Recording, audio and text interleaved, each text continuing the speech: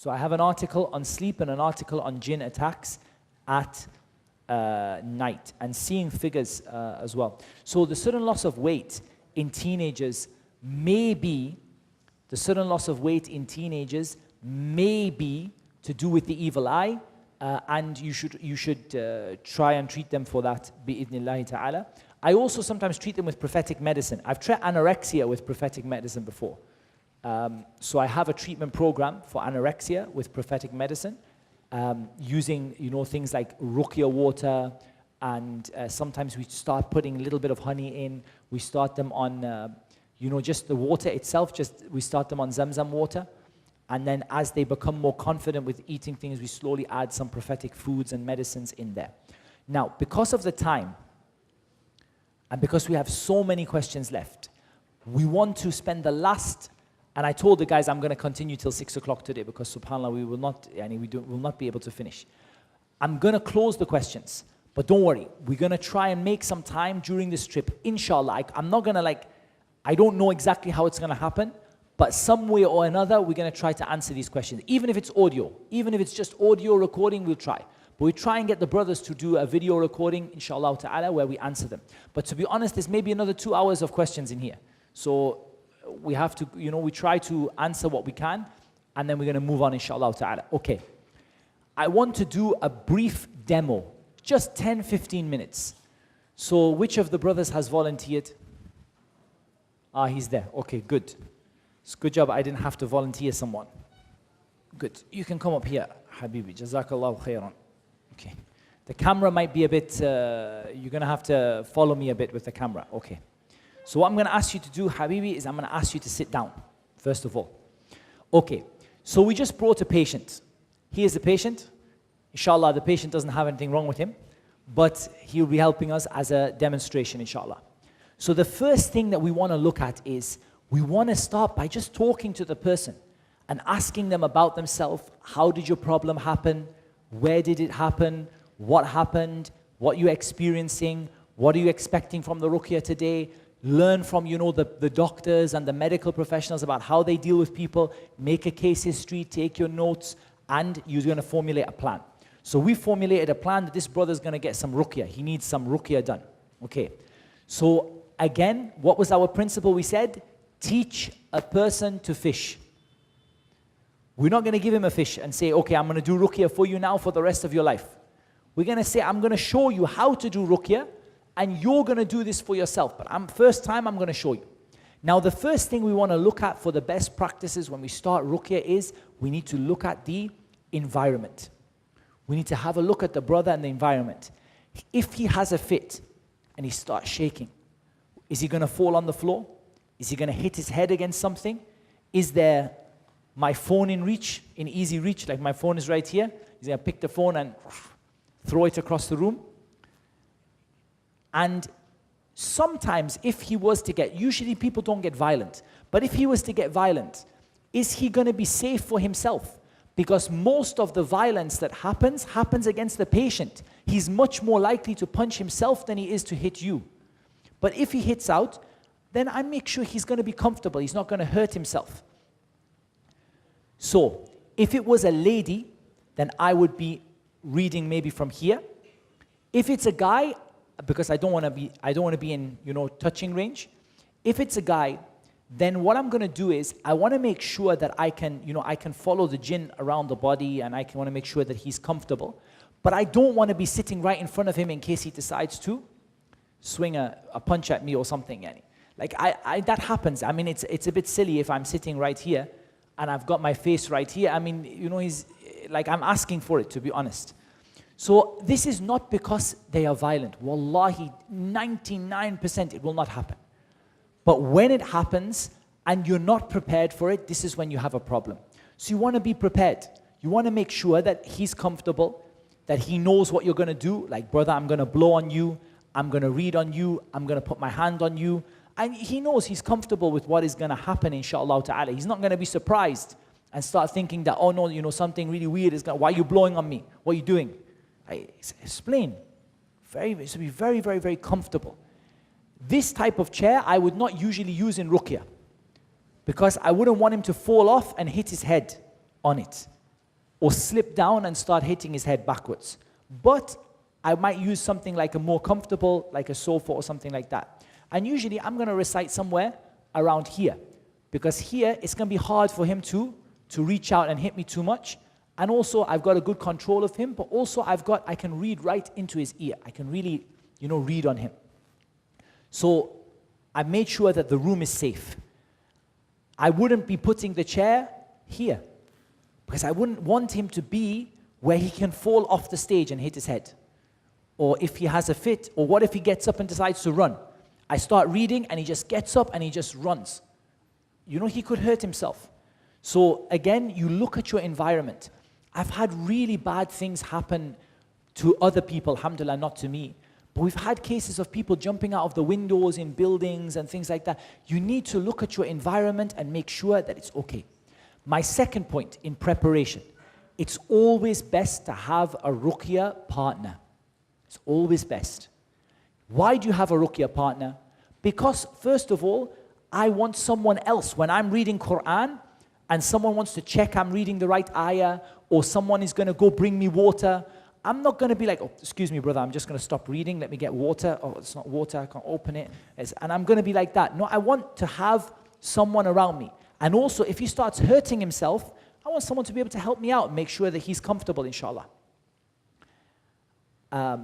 So I would generally have a ruqya partner. Now, I do ruqya without a ruqya partner, but only when I have to. Ideally, I would much rather have a partner. Now, that partner doesn't have to be the world's best expert in ruqya, just somebody who's not going to run away. Somebody who is, gonna listen. And so what they would do is usually they will have the mushaf open and they'll be checking my reading and recitation, because when you're doing ruqya, it's not like regular recitation. You can forget the ayah, the shaitan confuses you, sometimes you just feel confused, you feel lost, sometimes you just get muddled up. So you have somebody else who's around helping out. If, again, we're dealing with a sister, then the mahram would get a briefing. Like, this is what I expect you to do. I expect that you're not going to let this person run out of the room. I expect that you're going to make sure they're comfortable. I expect that if they start to shake, you're going to just make sure that they're comfortable and so on. Okay. So we have generally a ruqya partner, and we make sure that the environment is safe and so on. And the other thing that I would do is I would generally have a plan before I start, because the shaitan loves to whisper to you. So you start you're saying like, right, I'm going to read Surah Al-Baqarah. And before you know, you read 1-2 ayahs and you're like, khalas, forget it, inshallah. And you stop. It happens. Wallah, the shaitan confuses you. So you have a plan before you start. So I've understood his symptoms and his problem. And I've got a plan of what I'm going to read before I start the ruqya, and I'm going to stick to it, inshallah ta'ala. So all I'm going to do now is I'm going to show you some different types of ruqya, different examples, and I'm going to show you from the ayat that are in the sunnah, that are mentioned in the sunnah, bi'idhnillahi ta'ala, and some of the adhkar. Okay. أعوذ بالله من الشيطان الرجيم بسم الله الرحمن الرحيم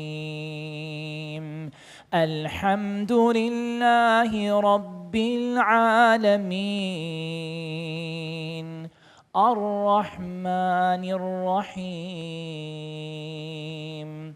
مالك يوم الدين إياك نعبد وإياك نستعين اهدنا الصراط المستقيم صراط الذين أنعمت عليهم غير المغضوب عليهم ولا الضالين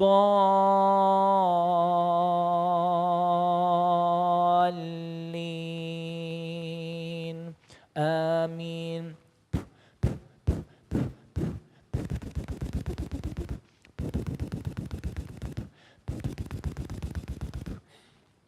So that is one example. Here I'm reading and I'm blowing. And this is the usual thing that I will do, reading and blowing. If I see that he starts to have a reaction, like one of his arms is going a bit funny, I might get hold of it. I'm just going to sort of maybe massage, maybe read into his arm. So I could be like this. بسم الله الرحمن الرحيم قل هو الله أحد الله الصمد لم يلد ولم يولد ولم يكن له كفوا أحد. And I could also be reading into my hands and wiping over the area. And I'm going to continue like this. Usually, I would have in my mind, I usually do at least 45 minutes. And usually, if I do Fatiha 7 times, and I do a little bit of Surah Al-Baqarah, maybe I do the beginning page, and then I do I do Ayat Al-Kursi, and I do the end of it, and then I do the quls at the end of the Quran, and I do it 7 times. Easily, it will take more than 30 minutes to finish. And then I would finish usually with some dua, and the dua would be exactly the same. So for example, I might say, أذهب البأس رب الناس اشفي وأنت الشافي لا شفاء إلا شفاؤك شفاء لا يغادر سقما أذهب البأس رب الناس اشفي وأنت الشافي لا شفاء إلا شفاؤك شفاء لا يغادر سقما أذهب البأس رب الناس اشفي وأنت الشافي لا شفاء إلا شفاؤك شفاء لا يغادر سقما. And I could take one of the du'as that starts with أعوذ and change it to أعيذك.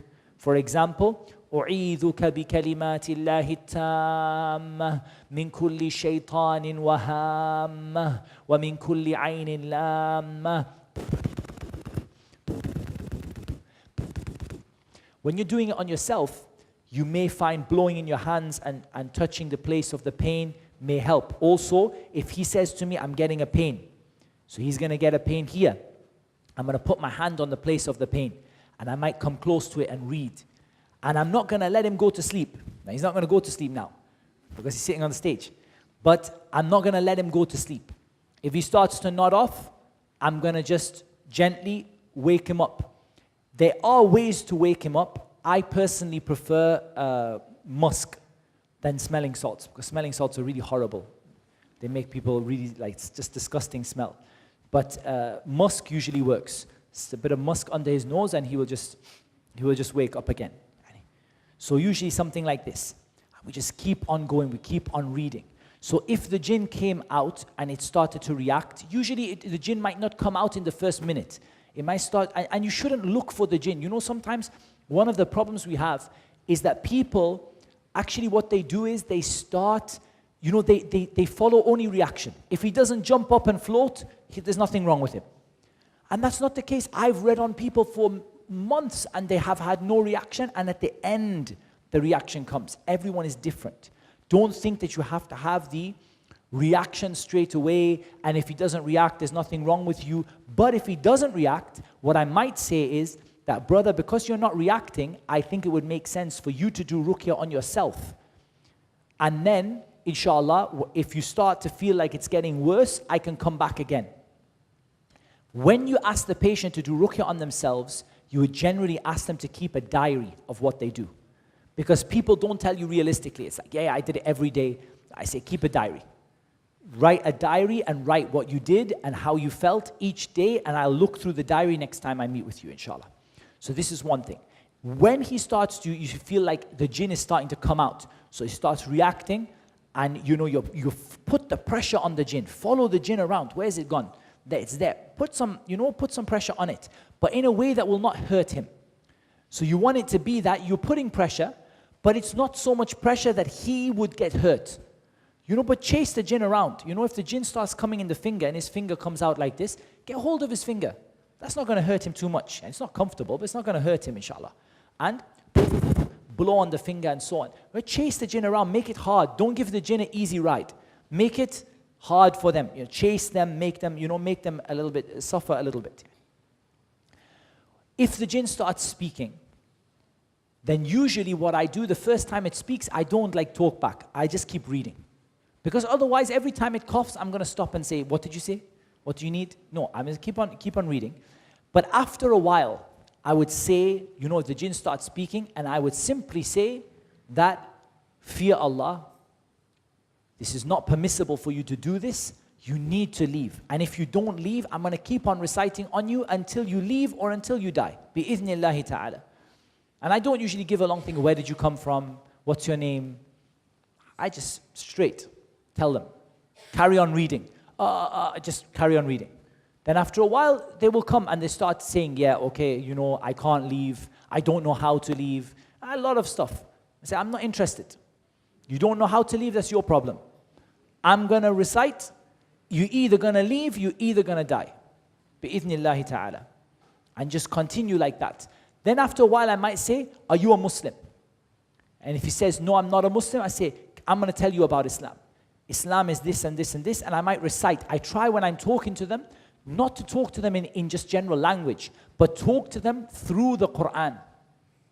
So for example, if the one says that, that I am not a Muslim, or that for example, or it says I am a Muslim, for example, then I might recite the end of, for example, part of Surah Al-Jinn, or I might recite وَإِذْ صَرَفْنَا إِلَيْكَ نَفَرًا مِنَ الْجِنِّ يَسْتَمِعُونَ الْقُرْآنِ, so that they hear the da'wah from the Quran. So the ruqya is still going. I haven't stopped the ruqya, but the ruqya is ruqya and da'wah together. For example, the conversation that Musa had with Fir'aun, that who is your Lord? And Musa answered him, and Fir'aun asked, and then he answered, and Fir'aun asked. These kind of ayat that are going to get the jinn to understand, but at the same time, they're going to get the ruqya done as well. And if the jinn may only understand the local languages or your own language, then you can take some time to explain about Islam to them, but don't waste time. If they have any hesitation, just read. And usually every time they hesitate, I read for longer and longer and longer. Because now I'm teaching them, look, you're going to waste my time, I'm not going to listen. I'm quite happy if you're going to be in this situation and you're going to have to, at the end of the day, you're going to have to go. So like this, we continue, inshallah ta'ala. You will see different things. And like I said, ruqya happens in phases. So in the beginning, it might be like, he just doesn't feel, he says, I just felt a bit not myself. The next time you read on him, it might be that, I start shaking. The next time you read on him, maybe the jinn starts speaking or the jinn starts moving. The next time you read on him, maybe something else happens. The next time you read on him, he doesn't react at all. He's like, just still. The next time you read on him, he falls asleep. It changes all the time. Just keep chasing, keep chasing, keep chasing. Bi-idhnillahi ta'ala. And try to push yourself to do more than what you wanted to do. It does help if you get close. It does help if you read right into the ear. It does help if you keep physical contact, if it is allowed Islamically for you to do so. But obviously, it's not allowed Islamically. If that was a lady, I would not be putting my hand on her head, and I would not be, coming that close. The maximum I would do is come and read from here, and blow, and then just go back. Because we don't want to get into that where the shaitan is there already. You don't want it to be the case where the shaitan leads you to do something haram. So inshallah ta'ala, that would give like a general idea of the kind of ruqya that we would do. What I'll just do now is I just continue reciting for a while just so you get an idea of what I would usually do.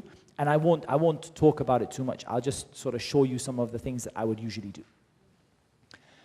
أعوذ بالله من الشيطان الرجيم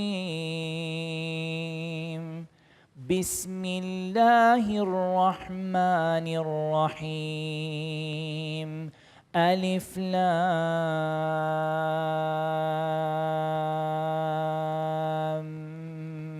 ميم ذلك الكتاب لا ريب فيه هدى للمتقين الذين يؤمنون بالغيب ويقيمون الصلاة ومما رزقناهم ينفقون والذين يؤمنون بما أنزل إليك وما أنزل من قبلك وبالآخرة هم يوقنون أولئك على هدى من ربهم وأولئك هم المفلحون إن الذين كفروا سواء عليهم أأنذرتهم أم لم تنذرهم لا يؤمنون ختم الله على قلوبهم وعلى سمعهم وعلى أبصارهم غشاوة ولهم عذاب عظيم.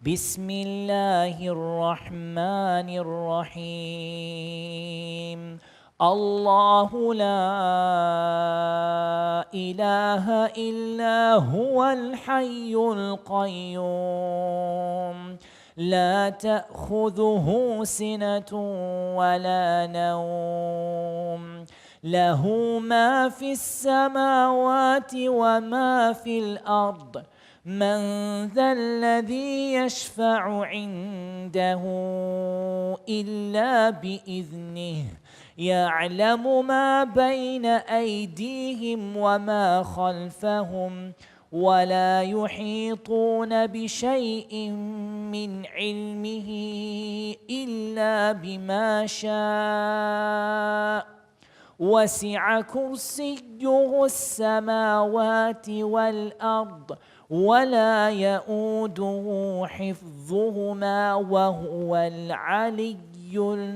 العظيم. بسم الله الرحمن الرحيم آمن الرسول بما أنزل إليه من ربه والمؤمنون كل آمن بالله وملائكته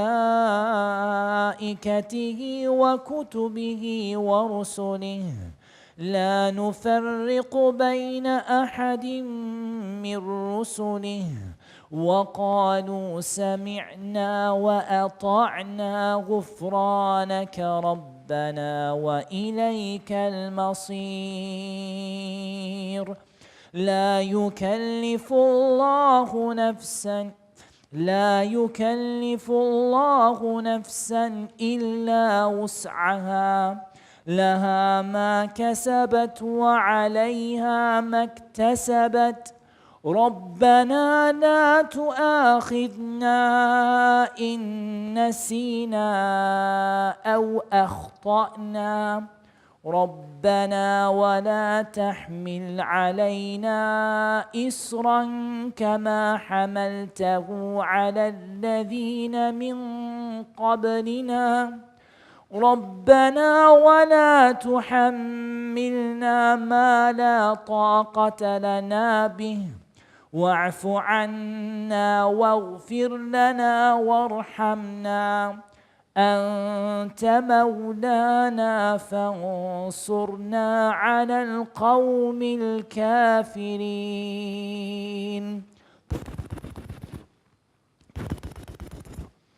بسم الله الرحمن الرحيم قل هو الله أحد الله الصمد لم يلد ولم يولد ولم يكن له كفوا أحد.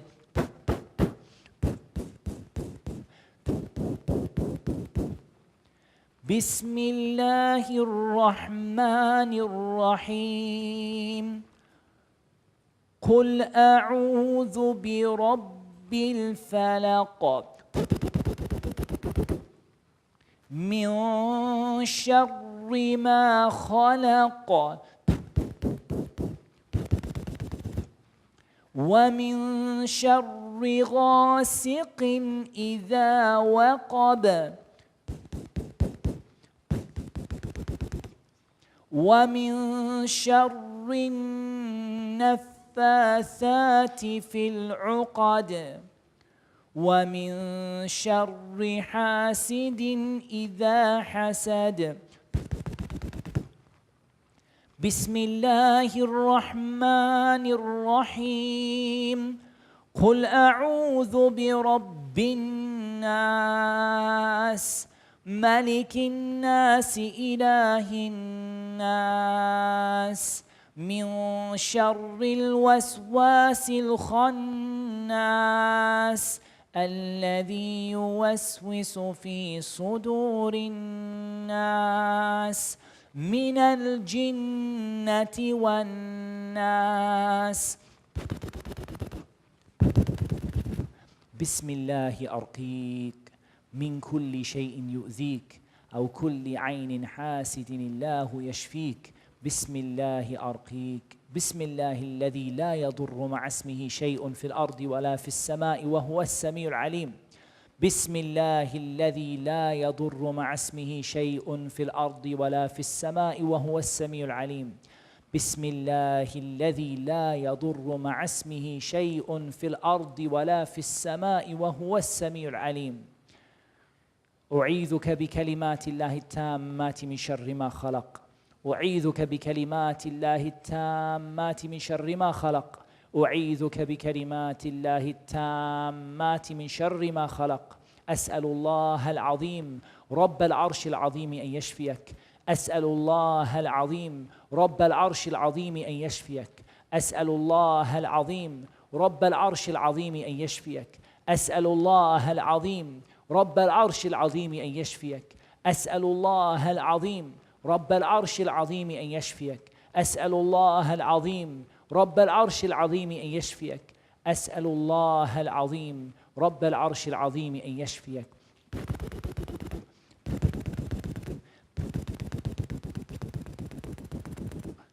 That's an example. Now, there's a few things to point out as well. We could have used the spittle, but I wanted to be, have some rahmah on the brother and not spit on him. But we could have used the wet spitting. We could have used the into the hands and wipe the hands over, and a lot of different options we have. But we're going to start with simple, and we don't need to overcomplicate it. This is the problem, is some people, we overcomplicate, we make it too hard on ourselves. Start simple. After that, you notice that I can blow in between every ayah, I can blow every page, I can blow every surah. It's totally up to you. And you might find that you're getting a good reaction by, blowing more often or less according to what is easy for you. I could also, while I'm reading on him, have my water and every now and again blow in my water, so I could splash it on his face, could spray it on him, I could give him some to drink, and so on and so forth. Some people use the adhan at the end of the ruqya session, but the main thing is, what do I do if he's out of it? So we've just done ruqya on him. I just did one time, but we could have done 7 times, 3 times, whatever. What do we do if the brother is totally zonked, like this? He's completely out of it. So usually, if you stop the ruqya for around about 10 minutes to 15 minutes, he will come back to his senses. So the first thing I would do is I might give the adhan, and I might start calling him by his name, for example, or I might start, just gently calling him, saying, "Are you okay? Bismillah, come on, get up now. Bismillah, Bismillah," and so on. And I would leave him for around about 10 minutes, 15 minutes under supervision, and he will come back to usually himself, and then inshallah ta'ala we can plan and we can move it on from there. But the main aim is to show what it is to do. Obviously that's a tiny little ruqya example. Usually we do at least 45 minutes. But that's all that I had time for. Jazakallahu khairan for that. Habibi barakallahu feekum. That's all that we had time to show you. But you can get the example. Just times it by, do another, sort of half an hour on top of that, at least. And the du'as, I just picked a selection. You can use a lot of different du'as and different options. Now what I want to do is I just want to conclude. I know it's 6 o'clock, so I don't want to take any more time. I just want to conclude with something. What we have done in this last 2 days is just to scratch the surface of the topic. There's a lot of knowledge you can get. But wallah, I'm going to tell you a story, and I'm going to tell you it to inspire you. There was a brother attended one of my Ruqya courses. Very similar course to this. He started doing Ruqya on himself, his close family members, and he ended up doing Ruqya on a patient, and he actually sent me a message. And he said to me that, alhamdulillah, that patient, in a very short time, the jinn came out, they were able to remove the jinn left by the grace of Allah Azza wa Jal, and the person is getting better. And this is just an example of one person. They didn't, you don't have all the knowledge you need, but you have enough to start. That's what I'm saying. You don't have all the knowledge you need, but you have enough to get started. And ultimately, this is a knowledge that is best gained through experience. Don't start advertising in the local paper that I'm going to do Ruqya now. Start with yourself, your close family members, maybe your neighbor or something like that, and see what Allah makes easy. Some of you will never want to do Ruqya on anyone except yourself. Some of you will say, just myself and my kids, for example. Some of you will say, no, I want to help the sisters and the women I want to try to expand it, and I want to try to help them, bi-idhnillahi ta'ala. But you will learn from more than just me. You will have, first of all, you have all the videos, the notes to go through. There are hours and hours and hours of videos that we've done. Not just me, but the other brothers, the reliable brothers who do Ruqya. They've got many videos. The mashayikh have got videos. A lot of books you can read. A lot of information you can get. And you keep on asking questions, and you keep on getting experience, inshaAllah ta'ala. And before long, you will find you have your own opinions about things and your own ways of doing things. But always remember what we said right in the very beginning. Ya ayyuhalladhina amanu, la tuqaddimu bayna yaday Allahi wa rasulihi, wattaqullah. O you who believe, don't put yourself in front of the Quran, the Sunnah, in front of Allah and His Rasul sallallahu alaihi wasallam, and fear Allah. Don't be one of those people who goes from this course and takes huge amount of money from people for nothing. Go and benefit the people. من استطاع منكم أن ينفع أخاه فليفعل. Whoever is able to benefit your brother or their sister, let them do so, inshallah ta'ala. So this is just an introduction. This is what Allah has made easy for me in the time that we had. And otherwise, I would like to do this for like a 7-day or a 5-day intensive workshop, and we cover much, much more information. But this is what Allah made easy for me in the time that we had. Whatever I said that is correct, that is the grace of Allah subhanahu wa ta'ala and His virtue and His mercy. And whatever I said that's wrong, and I'm a human being, I make mistakes, then this is from myself and from the shaitan, and Allah Azza wa Jal and His Messenger don't have anything to do with that. If you find something that I said that is not correct, please let us know so that we don't make the same mistake again and we can correct it, inshallah ta'ala. Otherwise, share the knowledge with people. Because one of the worst situations I see that people take this knowledge, they keep it inside themselves, they don't share it with anybody, and then maybe they take money for it. SubhanAllah, share the knowledge with people. Teach people how to fish instead of giving them a fish. Teach people how to do Ruqya, and inshallah ta'ala, you're going to see that they're much, much more successful, and the rates of people getting cured are going to be much, much higher. Bi-idhnillahi ta'ala. That is what Allah made easy for me. And Allah Azza wa Jal knows best. Wassalatu wassalam ala nabiyyina Muhammad wa ala alihi wa sahbihi ajma'in. سبحانك اللهم وبحمدك أشهد أن لا إله إلا أنت أستغفرك وأتوب إليك.